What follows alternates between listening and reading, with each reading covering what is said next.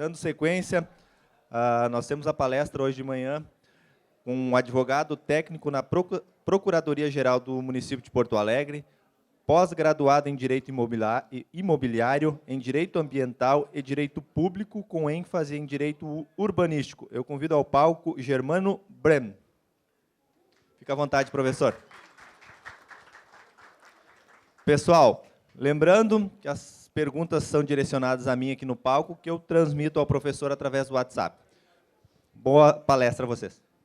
Bom dia a todos. Prazer enorme estar aqui hoje, a convite do Inleges, né? Em nome do Bernardo, agradeço o convite da doutora Caroline Turri, minha colega lá na Procuradoria-Geral do município, que veio me convidar para compartilhar um pouco do meu conhecimento nessa área do direito urbanístico ambiental. Eu sou, como bem lembrou o colega, especialista na área do direito urbanístico ambiental, um apaixonado no aspecto de planejamento urbano, apaixonado pelo tema das cidades. E a gente vem aqui para vocês hoje trazer um pouco da reflexão dos instrumentos urbanísticos que nós temos à disposição para transformar, financiar o território da cidade. Não aqueles instrumentos tradicionais, os instrumentos financeiros que a gente já conhece, a maioria de vocês.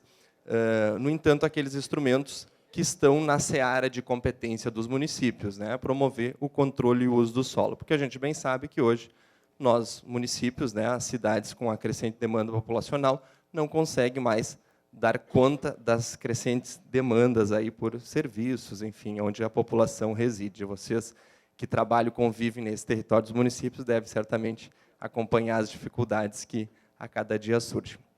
Por isso a gente traz aqui, inicialmente, eu fiz uma apresentação bastante positiva, com bastante exemplos e referências legislativas, para que vocês depois possam usar esse material, pesquisar essas referências e promover as alterações legislativas, decretos, leis, no âmbito do território do município. Então, por isso, a gente trouxe bastante exemplos daqui de Porto Alegre, inclusive, porque é, né, a capital do estado, onde vocês convivem, certamente vão poder vivenciar essas experiências aqui colocadas, e até pelo minha expertise mesmo no município de Porto Alegre. A gente tem esse gráfico populacional, né, o censo do IBGE, o último que a gente tem de 2010, que ele demonstra de uma forma bastante clara, nessa linha vermelha ali, esse crescimento populacional urbano, né? A cada dia, a população das cidades cresce de uma forma estrondosa. O gráfico da população rural, né, em declínio, em detrimento do urbano. Então, lá em 2010, no último censo que a gente teve populacional, a gente tem uma população urbana de uma média de 85%. Então, o que se confirma que, ao longo dos anos, a gente terá no Brasil uma população totalmente urbana. E aí, como é que a gente faz para dar conta, né, dessa crescente demanda, né, por dar conta desses serviços, né, que a população demanda? Porque é na cidade que as pessoas vivem, né, é que elas exercem os seus direitos fundamentais, né, é no território das cidades. Como que a gente dá conta dessa crescente demanda populacional? Por meio dos impostos. Olha esse bolo aqui que eu trouxe para vocês verificarem, já deve ter conhecimento. Isso é a distribuição dos impostos no Brasil, né? De acordo com a nossa legislação, a Constituição Federal, a gente tem uma distribuição de impostos onde 58% dessa fatia do bolo vai para a União, né? A gente tem uma União lá, né, organismo federal, a gente distribui essa quantidade de impostos. Outro 24% dos impostos recolhidos vão para os estados, né? Dividido em 26 estados da federação, 24% dos impostos recolhidos vão ser distribuídos entre esses 26 estados. E o que sobrou, essa fatiazinha pequenininha aqui do bolo, os 18%, a gente tem que dividir entre os 5.570 municípios, que, né, hoje a gente tem esse número, amanhã pode ser que tenha um pouco mais, vocês bem sabem que os municípios crescem diariamente aí. Então, como é que a gente faz para dar conta desses serviços crescentes de população urbana? A gente viu ali no gráfico que isso, de uma forma estrondosa, vem abater a realidade dos municípios. Como é que a gente dá conta, né? Os impostos, a gente pode ficar brigando e querendo que a União, lá por meio da Câmara Federal, faça uma distribuição mais justa, e tomara que a gente consiga aí fazer uma reforma no Pacto Federativo, mas é uma discussão que se arrasta ao longo dos anos, né? Tomara que mais para frente a gente consiga fazer essa mudança e atingir os municípios de uma forma mais justa, né? No entanto, enquanto isso não acontece, né, a gente tem que se fixar naquilo que a Constituição Federal estabelece como competência dos municípios, né? Promover o controle e o uso do solo por meio dos instrumentos urbanísticos. A gente tem ferramentas no âmbito da nossa competência municipal, os municípios têm essa prerrogativa de dispor por meio dos instrumentos urbanísticos, ou seja, na sua seara de competência do interesse local, né, ali a Constituição Federal, lá no artigo 30, deixa bem claro a competência do município de promover o controle e o uso do solo. É essa a nossa competência municipal. Então, a partir dessa competência delimitada, a gente tem que trabalhar esses desafios dos municípios, né? De que forma que a gente vai fazer essa distribuição mais equânime, da sustentabilidade para o território da cidade, promover o controle do uso do solo, né? Regularização de construções, licenciamento, aprovação de novos empreendimentos, desenvolvimento urbanístico, aumento de arrecadação, né? Como é que a gente promove isso sem necessariamente se dar pelos aqueles instrumentos tradicionais, né? Os instrumentos tradicionais a gente conhece um pouco do processo de licenciamento, né? Competência do município fazer lá o controle do uso do solo por meio do processo de licenciamento. A gente tem ITBI, tem IPTU, isso gera emprego, riqueza, desenvolvimento. Esses são os instrumentos tradicionais, mas eles não dão conta, não são suficientes. Está mais do que comprovado. Vocês que convivem nesses territórios sabem que esses instrumentos não dão mais conta de viabilizar o processo de desenvolvimento. A população urbana cresce e esses instrumentos, essa distribuição de riqueza não dá mais conta. E aí, por isso, surge as medidas, né, os instrumentos urbanísticos de desenvolvimento do território da cidade, né, competência dos municípios. Eu trouxe aqui alguns deles, comento e trouxe bastante exemplos, para que depois vocês possam aprofundar as medidas mitigatórias e compensatórias, tudo aquilo que se dá no processo de licenciamento, no processo de competência do município, que cabe a ele dispor, na sua legislação, nos seus decretos, né, de que forma que a gente faz isso. Medidas mitigatórias, contrapartidas, solo criado, transferência do direito de construir, autolicenciamento, né, adoção e conversão de área pública. Eu vou exemplificar alguns desses instrumentos aí passíveis de aplicação e que, né, as maiores cidades já utilizam e a partir dessa explanação, e depois vocês podem levar, talvez, para o território do município. O primeiro deles, aqui na apresentação, o título está pulando, acho que ficou apertado, mas são as medidas mitigatórias, tá? Medidas mitigatórias e compensatórias, que é o primeiro instrumento urbanístico importante. Como é que se dá essas medidas mitigatórias, as exigências das medidas mitigatórias? Qual é a natureza jurídica delas? É do impacto negativo que o empreendimento causa ao meio ambiente. Ou seja, no processo de licenciamento, quando um determinado empreendimento, uma construção, uma edificação, vai lá pedir autorização do poder público na prefeitura, vai licenciar, o município tem que identificar qual é o impacto que aquele empreendimento está causando no território urbano. Qual é a população que está sendo levada para lá, quantas pessoas vão habitar aquele espaço, quantos carros vão, né, ocupar, passar a promover problemas, talvez, na mobilidade, no trânsito daquele entorno, né? A área construída, quanto de área. A ideia da medida mitigatória ela decorre do impacto negativo que o empreendimento causa ao meio ambiente. O grande desafio dos municípios é definir que impacto é esse, né? O que nós consideramos de impacto, o que o município considera de impacto. É área construída, é população, né? É veículos, são carros, entendeu?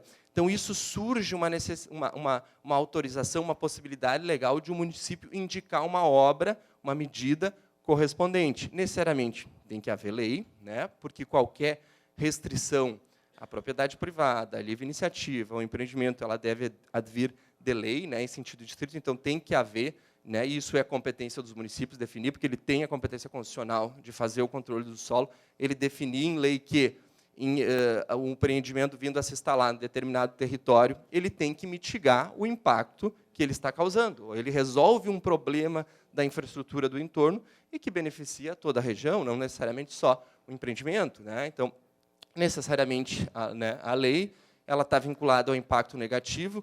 O desafio é os municípios identificarem nas suas legislações, né, ou no seu estudo, o que é impacto, né, o que é considerado impacto, né, é área construída, é infraestrutura, é o meio ambiente urbano, é a vizinhança, E, a partir dessa identificação, que surge a possibilidade legal de o município indicar uma obra correspondente para mitigar aquele impacto. Necessariamente, eu comentei aqui e trouxe o plano diretor de Porto Alegre, a Lei Complementar 434, de 99, só para fazer referência, depois vocês poderem pesquisar. Aqui está a autorização legal que, necessariamente, o executivo, a administração, tem que ter para poder exigir essa medida. Tem que estar necessariamente vinculada ao impacto. Veja bem, a obra de implantação de equipamento público urbano e comunitário, da malha viária, outros que se fizer necessário, em função dos impactos, bem como as medidas mitigatórias e compensatórias, serão no que couber de responsabilidade do empreendedor. Ou seja, uma solução inteligente para resolver problemas de infraestrutura daquele determinado bairro, que não necessariamente dos recursos diretos do poder público. O próprio empreendimento faz aquelas obras de infraestrutura. O município identifica esses impactos de uma forma isonômica, transparente, e, a partir dessa indicação, ele indica a obra correspondente. Olha, para nós te autorizarmos, licenciarmos nesse território aqui, você vai ter que fazer aquela determinada rua, você vai ter que reformar aquela determinada escola, porque a população que tu está colocando ali para dentro não ela ultrapassa os limites do que aquele bairro permite. Bom, a gente tem um X escola, tem posto de saúde, ele dá conta daquela população ali. Se tu está colocando mais população ali para dentro, está levando mais pessoas para ali, os serviços públicos vão ter que ser ampliados. Então, é essa distinção, essa mitigação que o empreendimento mesmo tem que resolver para poder o município, o poder público, licenciar. Então, tem que ter lei, essa é uma referência aqui da legislação, bastante ampla. Porto Alegre tem, no seu plano diretor, e depois o poder público, na análise de cada empreendimento, avalia esse impacto e indica a medida mitigatória correspondente. Quais são? Que tipos de medidas mitigatórias? Sistema viário, a abertura de rua, ampliação de rua, mobilidade, faixas, sinaleiras, enfim, tudo que venha, a passarela, o que venha a resolver o problema daquele impacto que ele está causando. A infraestrutura, é água, esgoto, tem suficiente canalização, iluminação pública, porque não basta só o poder público autorizar a instalação do empreendimento e depois ele vai ser responsabilizado a dar conta dessa infraestrutura que o empreendimento exige.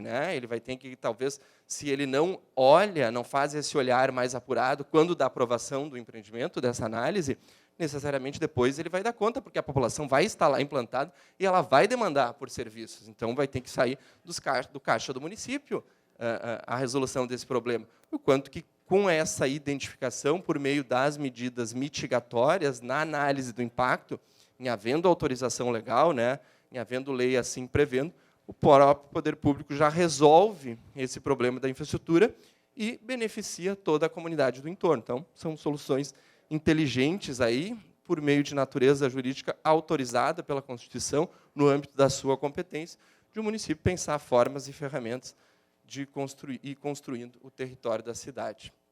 Aqui eu trouxe 2 exemplos daqui do município de Porto Alegre. Veja, esse aqui é o Barra Shopping, lá na Zona Sul de Porto Alegre. Quando o Barra Shopping foi instalado, eu trouxe exemplos maiores, grandiosos, mas essas medidas podem ser aplicadas e verificadas também, e são nos empreendimentos menores, mas é que aqui, só para, certamente vocês conhecem, essa série de ruas, a Avenida Diário de Notícias, todo o entorno, posto de saúde, escola, tudo foi feito com as medidas mitigatórias identificadas pelo poder público quando da aprovação desse empreendimento. Se identificou que quanta população ele iria levar aqui para essas torres, quanto tráfego de veículos iria causar esse empreendimento aqui. Então, a partir dessa identificação, se indicou, não, para nós aprovarmos isso, você vai ter que fazer essas ruas, vai ter que ampliar, vai ter que dar mobilidade, não só aqui, mas, inclusive, todo o entorno, mais aqui para dentro. Eles fizeram uma série de obras que beneficiam toda a comunidade. Todo Porto Alegre se utiliza desses benefícios, dessas obras viabilizadas pela aprovação do empreendimento. E o município assim colocou, quando da aprovação dele, e, no momento da expedição lá da carta de habitação, ele exigiu que essas obras estivessem adimplidas, porque está levando população, está gerando um problema ali no entorno, está aumentando por serviços a demanda. Então, há essa possibilidade inteligente de o poder público exigir uma série de medidas, sem necessariamente gastar do seu recurso lá para resolver. Outro exemplo lá aqui é o Shopping Iguatemi, essa aqui é uma área do Caltrim Clube, o empreendimento foi aprovado lá, eles impactaram também com veículos, população, e o poder público exigiu que ele fizesse o alargamento da Avenida Anita Garibaldi, inclusive cruzando aqui por meio dessa área. Vai ser ampliada uma pista aqui da Anita Garibaldi, porque a avenida existente lá, Nilo Peçanha, ela já estava totalmente afogada, né? Então não haveria, o poder público não poderia aprovar um novo empreendimento lá sem necessariamente resolver o problema do impacto. E aí toda a população que utiliza e que mora, né, mas nesse entorno aqui vai poder se viabilizar, se utilizar desse benefício identificado quando da identificação lá do impacto do empreendimento. É essa a ideia da medida mitigatória, vinculada ao impacto negativo que o empreendimento causa. Tem que ter lei autorizando e tem que ter a identificação por meio dos estudos correspondentes, um critério isonômico, proporcional. Outro ponto que a gente traz aqui, exemplos, são as contrapartidas. Muitas vezes se confunde um pouco o sinônimo de medida mitigatória com contrapartida. Contrapartida está mais vinculada a uma contraprestação que o poder público exige em detrimento de alguma flexibilização, em algo que ele deu, né, para o determinado empreendimento. Está mais vinculada a regime. Vejam bem, a contrapartida, numa área, ela pode decorrer quando uma área rural se transforma em urbana. Nós temos um território do município, né, uma área urbana delimitada, e se quer aumentar, se ampliar esse território do município, né, essa área rural passa a ser urbana. Então, esses terrenos, que antes não poderiam ser transformados em lotes, eles vão gerar uma forte valorização em decorrente dessa ampliação do território do município. Eles vão poder ser loteados, vão poder ser comercializados. Então, em função disso, surge a possibilidade de o poder público exigir uma contrapartida correspondente. Reforma de escola, de posto, abertura de rua. Ela não tem tanto aspecto do impacto negativo, ela não é tão técnica com relação como a mitigação. É um outro instituto das contrapartidas, decorre das flexibilizações. Né? Por exemplo, um território da cidade tu pode construir um prédio até determinada altura, né? E, por uma análise especial, essa altura pode ser flexibilizada, né? Então, porque tem uma altura, ela pode ser flexibilizada. Então, há um benefício concedido pelo município, né, pela prefeitura, e, decorrente desse benefício concedido, há a possibilidade do poder público exigir a contrapartida correspondente. Também, necessariamente, vai ter que ter uma lei, né, autorizativa, porque, relembro, qualquer restrição à livre iniciativa, à propriedade, deve advir de lei, em sentido estrito, né, necessariamente, então tem que ter a lei, por isso é importante vocês fazerem as referências aqui à legislação, para depois implantarem, talvez, no território do município. Ela não está necessariamente vinculada ao impacto, mas mais uma contraprestação, né, possibilidade de fixação de um percentual, o critério isonômico, por exemplo, ela está mais vinculada, né, a um determinado empreendimento que vai se instalar lá naquele território do município. Tu pode fixar um percentual de obras que necessariamente tem que ser feito para aqueles empreendimentos, independente de qual vir a sair. É uma contrapartida, uma obra, uma obrigação definida pelo município, né? Bom, para tu se empreender naquele determinado município, tu vai ter que fazer determinadas obras. Eu trouxe como exemplo aqui, em Porto Alegre, a gente tem a construção das ciclovias como contrapartida, né? A gente não tem recurso para fazer todo o plano, né, de mobilidade, plano cicloviário de Porto Alegre, então se impôs que todo empreendimento que vier a se instalar em Porto Alegre, de acordo com o número de vagas, né, padrões de funcionamento, né, número de vagas, de acordo com a cada número de vagas, necessariamente tu vai ter que fazer uma metragem X de ciclovias. É fixo, é um critério isonômico, está de acordo dentro do processo do licenciamento. Quando o empreendimento vai se instalar, ele sabe que, a partir do número de vagas que ele colocar no empreendimento, necessariamente ele vai ter que construir uma metragem X de ciclovia, né? Solução inteligente, né, de a gente ir construindo o território sem necessariamente tirar dos recursos diretamente público, né? O próprio empreendimento vai construindo o território da cidade, investindo em ciclovias, que é mobilidade, que é, né, inteligência, é isso que a gente busca constantemente. Outro ponto que eu trago aqui, outro instrumento, né, além das medidas mitigatórias e das contrapartidas que a gente viu, é o Instituto do Solo Criado. Solo Criado ou outorga onerosa do direito de construir, como prevê o Estatuto da Cidade. O solo criado ele já foi considerado o pré-sal dos municípios, né? Vejam bem, é um instrumento muito interessante, que necessariamente tem que ser fixado no plano diretor e que o município tem ao seu dispor, já previsto na legislação, inclusive federal, ele, no entanto, tem que regular isso no plano diretor, ele vem lá de um conceito da União Europeia, de 1970, dessa necessidade ele surgiu de dividir o direito de propriedade do direito de construir. Uma coisa é o teu direito de propriedade vinculado à tua terra, né? Tu pode edificar naquele terreno, independente, necessariamente tem que aprovar, né, no município, mas não precisa comprar nada, é teu, é tua propriedade. Outra coisa é o direito de edificar, né? Que isso está mais vinculado a uma definição do poder público que se dá por meio do plano diretor. Esse é um pouco do conceito do solo criado, que foi se aprimorando ao longo dos anos. Ele começou em 1970, 76, lá por meio da Catimbu, em São Paulo, já veio para o Brasil. Depois ele se firmou em 2001 lá no Estatuto da Cidade como um instrumento possível, disponível para os municípios. Eu vou explicar ele por meio do coeficiente de aproveitamento. Assim, antes de a gente entrar na explicação do solo criado, eu vou tentar explicar que, por meio de desenhos, ele é bastante técnico, bastante complexo, mas pelo menos vocês têm uma noção geral, sabem mais ou menos onde pesquisar. Depois a gente fica para tirar dúvidas, me coloco à disposição e tentar contribuir nessa área do conhecimento. Como é que a gente chega na explicação do solo criado?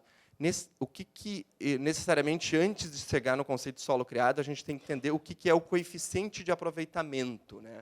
O coeficiente de aproveitamento tem que definir no plano diretor. O que é? Ele é o potencial construtivo de cada terreno. É a área do terreno vezes a área edificável.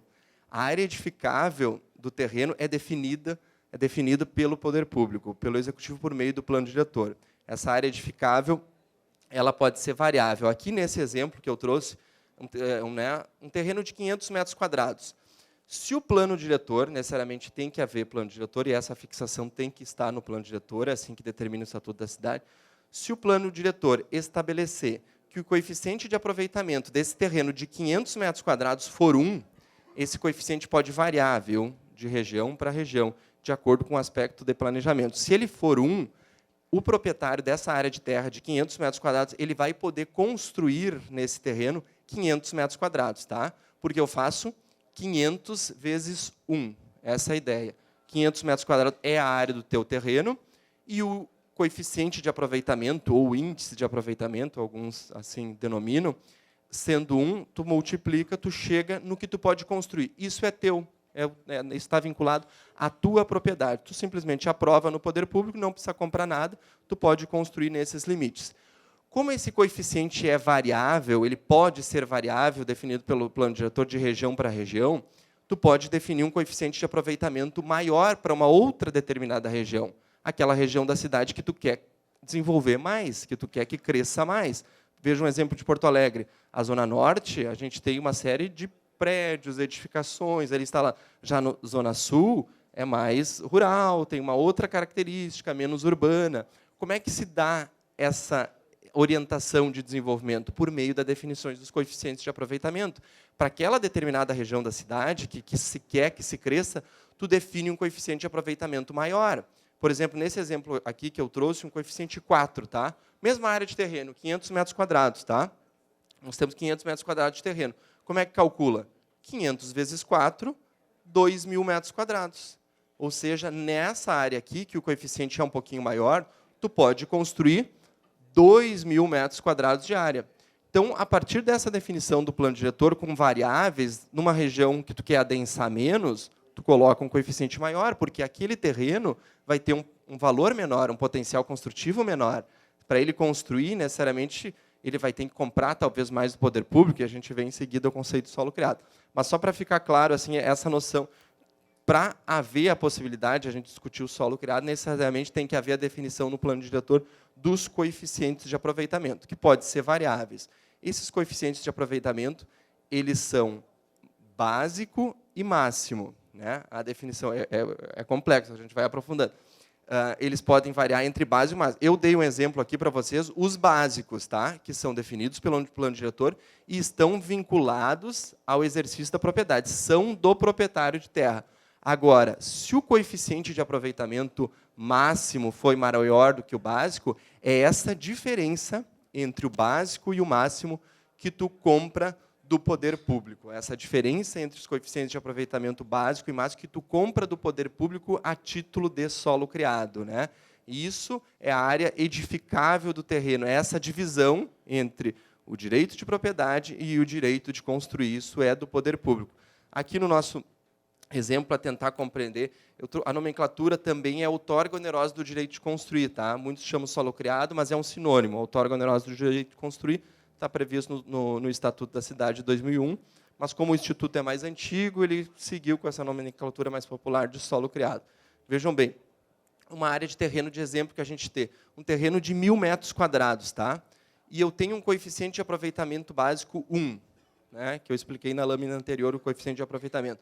Se ele é 1, eu vou ter a área do terreno, aqui embaixo, vamos dizer assim, de 1.000 metros quadrados. 1 vezes 1.000 metros quadrados, eu vou poder construir 1.000 metros quadrados. Tá? Isso aqui, definido pelo plano diretor, é teu direito, tua propriedade. Tu simplesmente aprova no poder público ali, não precisa comprar nada, está vinculado à tua propriedade, é teu direito. No entanto, se o coeficiente de aproveitamento máximo for 2 para aquela região, né, e o plano ele tem que estabelecer entre básico e máximo, é essa diferença entre o básico e o máximo que tu compra do poder público a título de solo criado. Nesse exemplo aqui, o mesmo terreno, 1.000 metros quadrados, com um coeficiente máximo de 2, tá? Como é que tu vai chegar no potencial construtivo do todo? O que tu pode construir na totalidade dessa área? Tá? 2 vezes 1.000, que é a área do terreno, ou seja, 2.000 metros quadrados. Isso é a totalidade que tu pode construir. 1.000 é teu, né? Que é o coeficiente básico, é teu, tu não precisa comprar. Então, é essa diferença entre os 2.000 e o 1.000 que tu compra do poder público a título de solo criado. Então, aqui tu vai ter que pagar para o poder público 1.000 metros quadrados, definidos, né, os valores, uma regra de cálculo tem que se estabelecer para se apurar. Isso é tudo verificado para se chegar nos padrões do que é básico, do que é máximo, de acordo com o planejamento urbanístico da cidade. Se tu quer que aquela cidade cresça mais para um determinado território, se tem infraestrutura, se tem rua, se é uma grande avenida, né, se é mobilidade, se tem iluminação pública, se tem recolhimento de lixo, né, se tem rua asfaltada. São esses conceitos e esses critérios que devem ser verificados para tu definir essas variáveis de coeficiente de aproveitamento, entendeu? O básico e o máximo. Isso oscila de cidade para cidade. Os novos municípios que não têm plano diretor e que fixam um plano diretor a partir, né, mais recente, eles podem definir de uma forma mais fácil o coeficiente de aproveitamento básico 1 para toda a cidade. Por exemplo, São Paulo, um grande território, tem sofrido bastante problema, ele fixou um coeficiente de aproveitamento 1 para toda a cidade, né?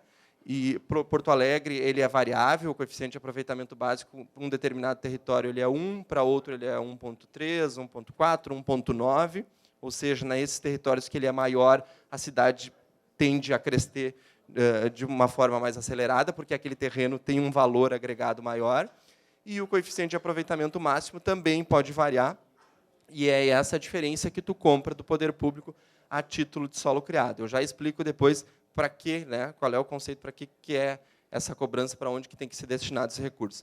Mas para aprofundar melhor aqui, vocês verificarem que isso pode ser variável. Ó, nesse outro exemplo aqui, o coeficiente de aproveitamento básico 1,3. Pode ser 1, pode ser 1,2, pode ser 1,3. Um exemplo, uma área de terreno de 2.000 metros quadrados. Tá? 1,3 vezes 2.000 metros quadrados. 2.600 metros quadrados seria essa parte de baixo aqui, pontuado, é o que está vinculado ao exercício da propriedade dele. Ele pode construir, edificar e não precisa comprar nada do poder público nesse limite aqui, porque existe um coeficiente de aproveitamento máximo nesse percentual. Então, tu chega nesse valor aqui. No entanto, qual é o total que ele pode construir naquela área ali, naquela área de terreno? Qual é a totalidade? O índice máximo lá, o coeficiente de aproveitamento máximo nesse exemplo aqui é 1,9. Então, é essa diferença entre o básico e o máximo que tu tem que comprar do poder público. Olha só, 1,9 vezes 2. Ele poderia construir, nessa área aqui, 3.800 metros quadrados na totalidade do terreno. No entanto, como 2.600 metros quadrados é dele, que ele não precisa comprar do poder público, ele tem que diminuir. É essa a diferença que vai dar. Ó, 1.200 metros quadrados, é esse trechinho aqui, ele vai ter que comprar do poder público a título de solo criado. É essa a ideia do solo criado. Dúvidas? Então, aqui continuando, né? Eu sei que é bastante complexo, mas eu tenho algumas referências de legislações, depois vocês dão uma verificada aí para tentar aprofundar. É um tema bastante interessante. Os objetivos, né, do solo criado.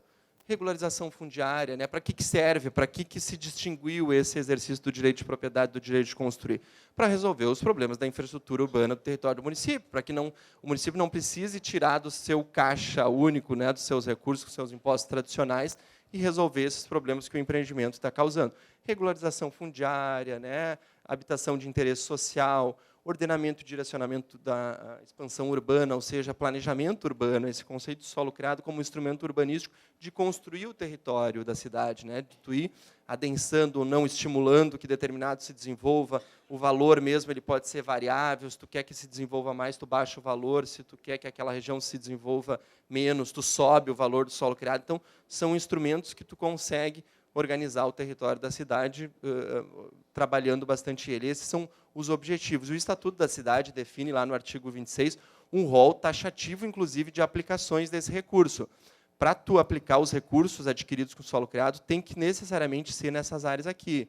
Proteção de áreas de interesse cultural, criação de unidades de conservação, criação de espaços públicos de lazer, áreas verdes, praças, parques, né? Implantação de equipamentos urbanos e comunitários, escola, posto.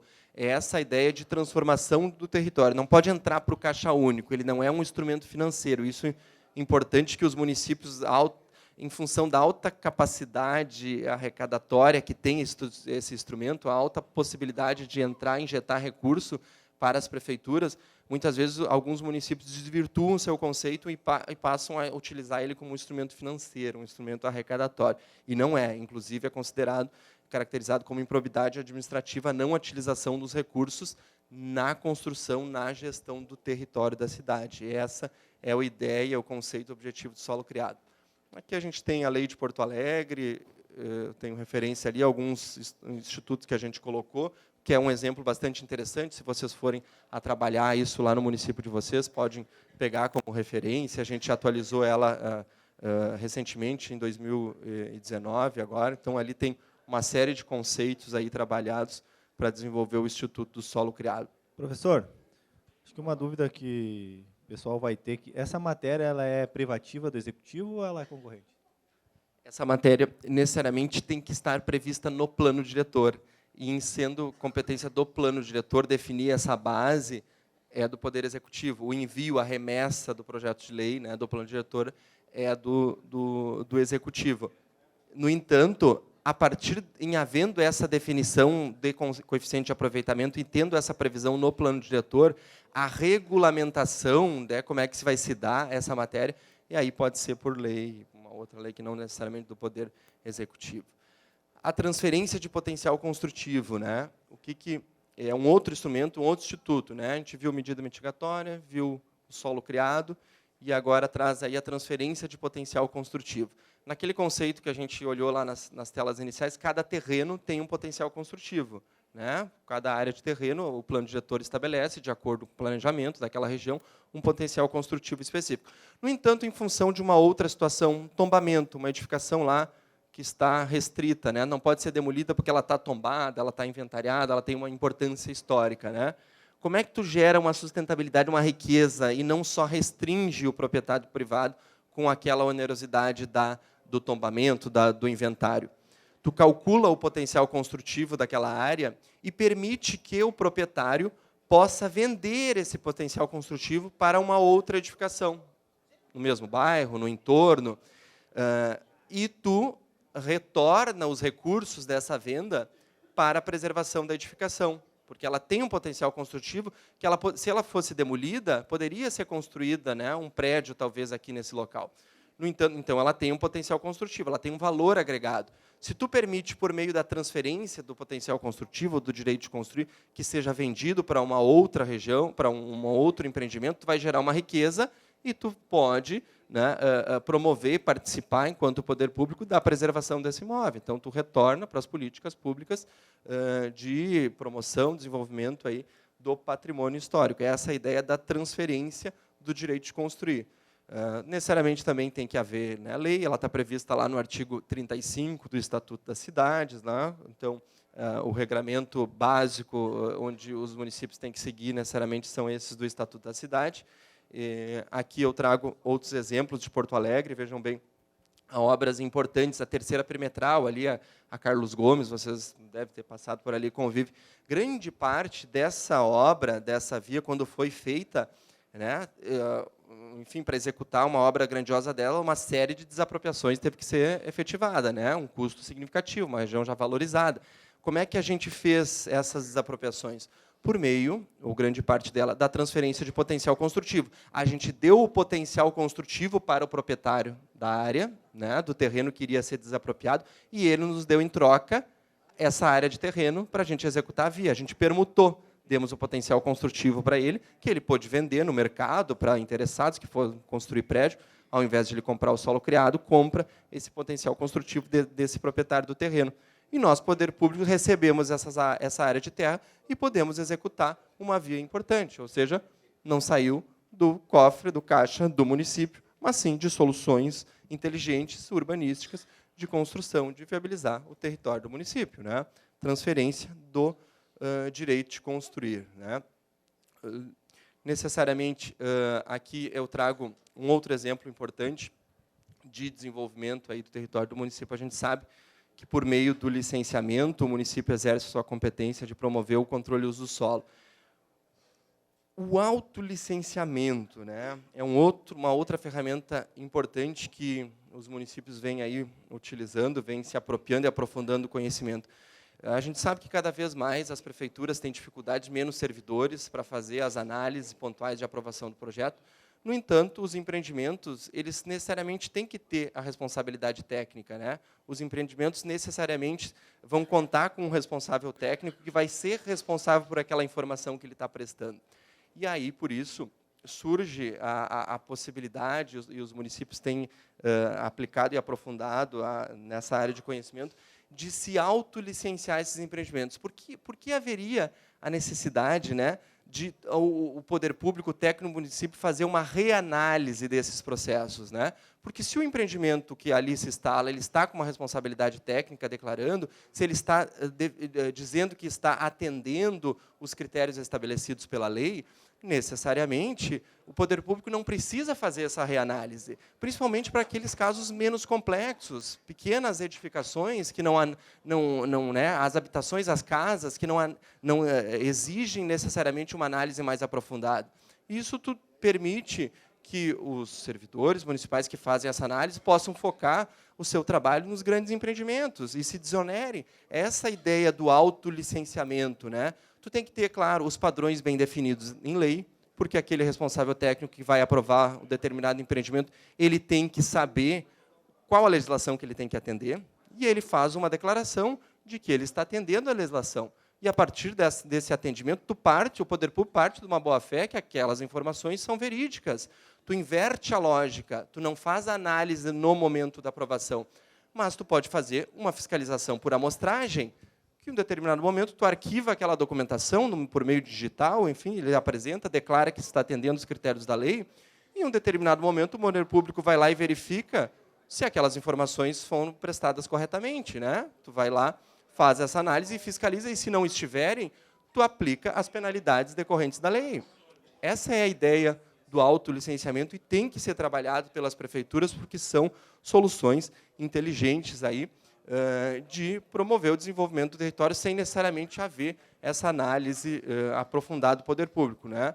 Penalizações por informações verídicas, a lógica da fiscalização tem que ser invertida, né? Tu faz fiscalização por amostragem. Pessoal, tem que ter a prestação das informações de uma forma correta, porque, em não havendo, pode haver a penalização correspondente.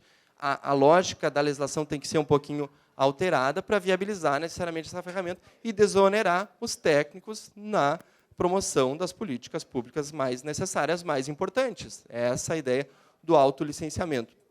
Aqui eu trouxe como exemplo, né, de autolicenciamento a legislação das antenas de Porto Alegre. Os municípios certamente devem passar por isso para aprovar toda a infraestrutura que viabiliza a qualidade de sinal e tecnologia. Necessariamente tem que haver a aprovação do município, porque ele é competente para isso. Recentemente, em Porto Alegre, a gente aprovou uma legislação das antenas que viabiliza o autolicenciamento, ou seja, o empreendimento entra lá no determinado site da prefeitura, ele verifica quais os artigos, quais as leis que ele tem que atender, e o responsável técnico se responsabiliza por aquelas informações prestadas, e, sob as penas da lei, essa autorização sai automaticamente para o proprietário. Ou seja, tu viabiliza, né, melhoria na qualidade do sinal. A gente sabe que isso não tem grande impacto, a aprovação desse licenciamento das antenas, e tu promove o território de desenvolvimento e permite que os servidores, o poder público, possa focar no trabalho mais grandioso. Enfim, é uma ferramenta, essa lei foi premiada, recentemente foi aprovada e recebeu um prêmio como a melhor lei de infraestrutura do país. As antenas, aí, o pessoal da tecnologia, que clamam por, né, uma infraestrutura adequada para dar melhorias de sinal. A gente sabe que a 5G vem para aí.